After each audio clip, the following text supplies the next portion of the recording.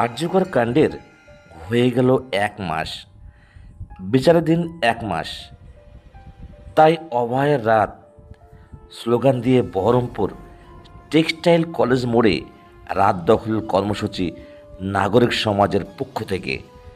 সেই আন্দোলনে সামিল হলেন প্রদেশ কংগ্রেস সভাপতি শ্রী অধীর রঞ্জন চৌধুরী। দেখুন সেই ভিডিও।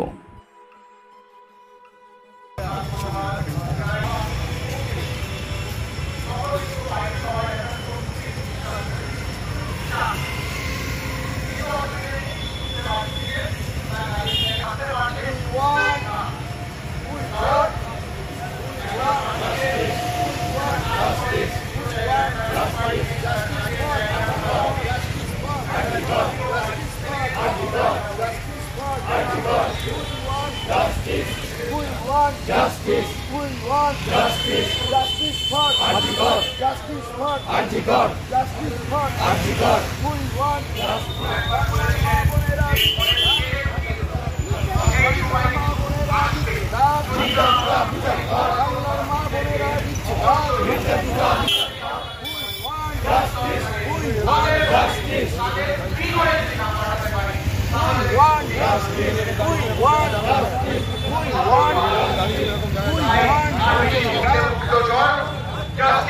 Antigone. এই মাটিতে উঠলো ঝড়, justice for Antigone. তোমার স্বর আমার স্বর। ধন্যবাদ।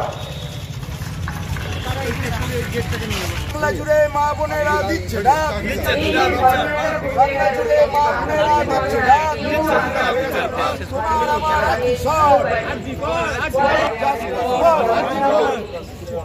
এরকম এতদিন হচ্ছে যাদের বক্তারা তারপর বাড়ি থেকে রাতে একটা ফোন আসতো, পৌঁছে গেছিস তো, তারপরে নিশ্চিন্তের সেইটা কি আর আমরা ফেরত পাবো? 9 তারিখে এই ঘটনার পরিসমাপ্তি হলো না।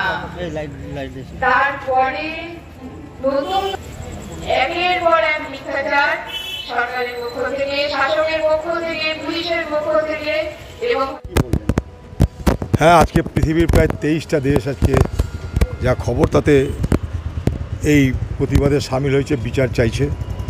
আমার পরিচিত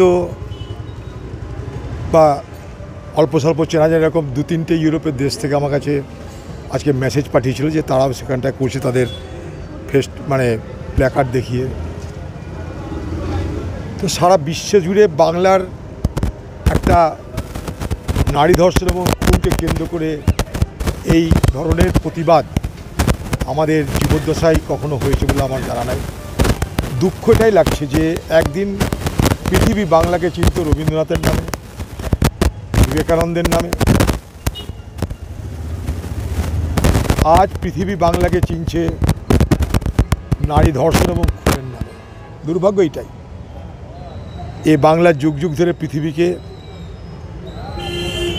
তাদের পথ প্রদর্শক হিসেবে বহু গুণী ব্যক্তিদের উপহার দিয়েছে। কে না জানে বিশ্বের রবীন্দ্রনাথ ঠাকুরের নাম, নেতাজি সুভাষচন্দ্রের নাম, স্বামী বিবেকানন্দের নাম। পাশের বাংলাদেশ হলো আমাদেরই তো বাঙালি, মোহাম্মদ ইউনুস সাহেবের নাম, অমর্ত্য সেনদের নাম। আজ বাংলার পরিচয় এটা যে বাংলা সেখানটায় ধর্ষণ হয়, খুন হয় ডাক্তার, আর সরকার সে তথ্য প্রমাণকে লোপাট করার চেষ্টা করে। এই আমাদের পরিচয়। কোথায় ছিলাম, কোথায় এলাম, এটা সারা বাংলার মানুষ আজকে নিশ্চয়ই ভাবছে এবং অনুধাবন করছে। 1 মাস হয়েছে মানে এটা নয় যে সব বিচার হয়ে যাবে, আসামি ধরা পড়বে। কবে আসামি ধরা পড়বে, কবে তার বিচার হবে আমাদের জানা নাই। আমাদের দায়িত্ব আন্দোলন করার, তাই করতে হবে। পশ্চিমবঙ্গের প্রশাসন গোটা ব্যাপারটাকে ধামাচাপা দেওয়ার চেষ্টা করেছে, তথ্যবান লোপাট করার চেষ্টা করেছে। এটা বলতে আর বাংলার মানুষকে বোঝানোর কোনো দরকার নেই, সমস্ত মানুষ কিন্তু এটা বুঝছে।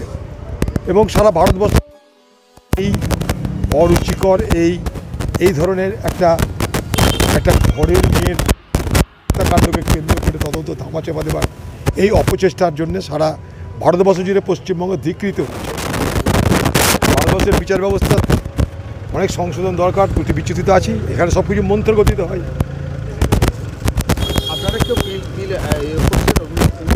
আমরা বিচারপতিকে বলতে হয় না তাড়াতাড়ি করার জন্য, তারা বুঝছে তাদের কাছে সরকার দাবি করবে, উকিলরা দাবি করবে, আমরা তো চাইছি, সারা ভারতবর্ষের মানুষ চাইছে, প্রত্যেক দিন তো বিচার ব্যবস্থার কাছে আবেদন করছে। ভারতবর্ষের মানুষ বিচার ব্যবস্থার উপরে ভরসা রাখে আজকের দিন পর্যন্ত।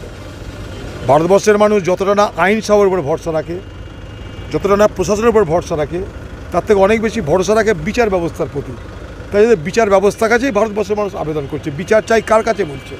বিচারকের কাছে বলছে।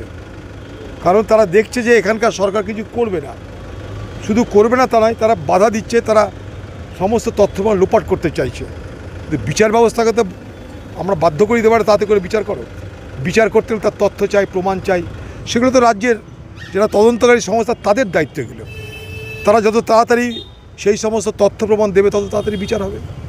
নির্যাতিতের মাও আজকে বলেছে যে তথ্য প্রমাণ লোপাট। প্রথম দিন থেকে আমি বলে আসছি কথা, প্রথম দিন আমি বলেছি অপারেশন চাপাচাপা শুরু করে দিয়েছে বাংলার মধ্যে, প্রথম দিন বলেছি, আজও কথা বলছি।